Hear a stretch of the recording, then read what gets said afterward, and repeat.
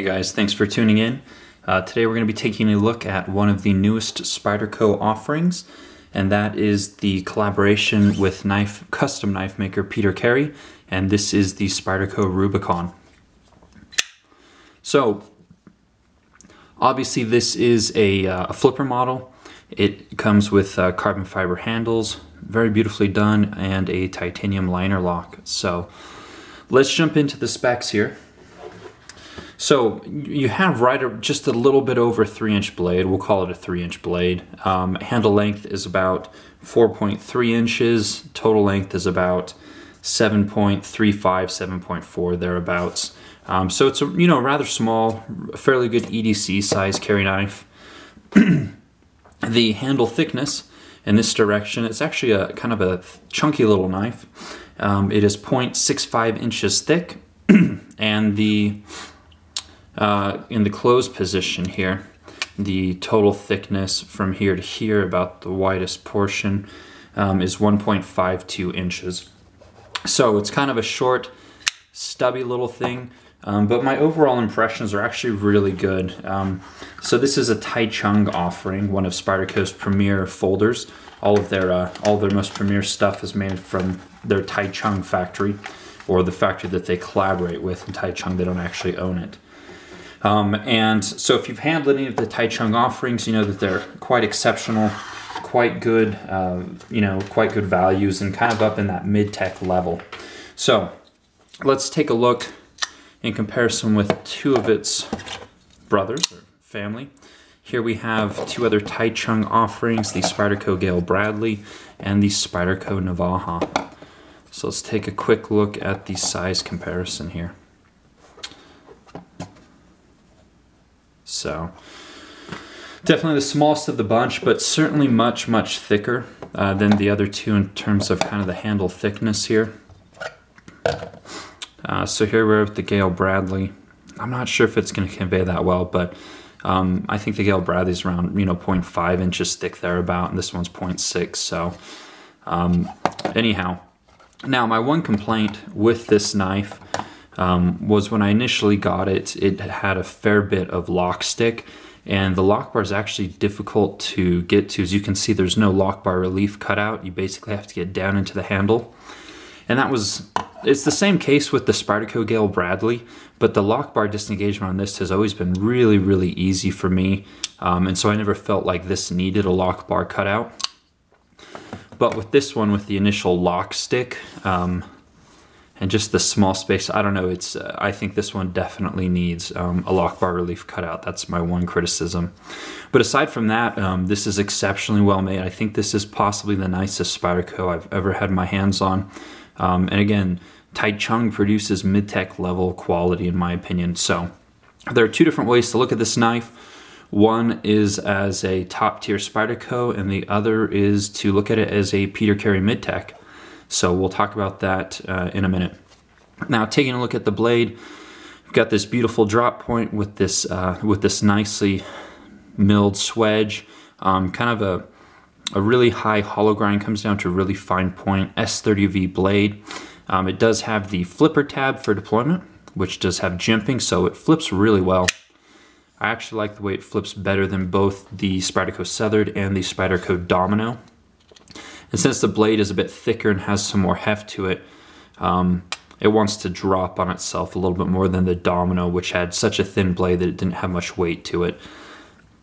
But best flipper by far. The lock stick is out of this one, although I did have to sacrifice my thumb to make that happen. So much better now though. But it has obviously the Spyderco hole, which is their trademark, so you can use that readily, or the flipper tab. They both work wonderfully, and this does use a ball bearing system, so it's incredibly smooth. So a really cool blade, really interesting shape. As far as I know, it's neck and neck with the actual Peter Carey Rubicon. Now you do have a kind of a custom pivot, which again is based on Peter Carey's custom pivots. You've got this really cool orange inlay there that's just beautifully done. Seamless transition between the two materials, just a really nice custom touch. You also have that on you have an orange backspacer here that's you know, custom to this knife. You won't find this on any other Spydercos, at least not yet. Titanium pocket clip, the carbon fiber is 3D machined, so it's got a nice palm fill, kind of palm swell or palm filling profile to it. So just a beautifully executed blade. I'm actually quite impressed once I got over the lock stick and stopped hating it and crying because my finger hurt. But you know, again, I think the biggest question with this knife is going to be essentially the value proposition. I don't think a lot of Spyderco fans are ready for this kind of tier and price level for Spyderco knives just yet. So there are two ways to look at it. One is that a really high value Spyderco or a really premium Spyderco. The other is a Peter Carey mid-tech essentially. And you know, as far as mid-techs go, I have yet to see any mid-tech that use 3D machined handles, you know, be it titanium or carbon fiber. I haven't seen any with, you know, custom type back spacers or inlays around the pivots. I mean, this really is mid-tech level in terms of its execution. So as a top tier Spyderco, they're coming in right anywhere from $275 on certain sites up to $350 on like Amazon and stuff right now. But $300 is kind of the baseline of where it's currently at. So $300 as a top tier Spyderco, I think people are hesitant. Now, if we took away the Spyderco hole and the Spyderco emblem, and if Peter Carey had this made and marketed this as a mid-tech, I think people would be getting in fist fights at $600 or $700 for this knife. I think it really is that good. And again, if it was just a legitimate mid-tech, then twice, 3 times the price. I mean, if you want a real Peter Carey, you'd be lucky to get one at $1,200. So, you know, $300 again. It's an amazingly priced mid-tech, and it's kind of an expensive Spyderco. So I think those are the two ways to look at it. But you know, the good news is that since Spyderco doesn't do minimum advertised price enforcement, such as ZT or Benchmade, over time you'll see the price on these actually come down. I don't know to what price threshold in the end, but they'll come down to more reasonable prices. So if you really want one, but you don't want to jump into this price range, then, you know, just be patient, and I think you'll kind of be happy eventually. So, but good ergos, jimping's really nicely done.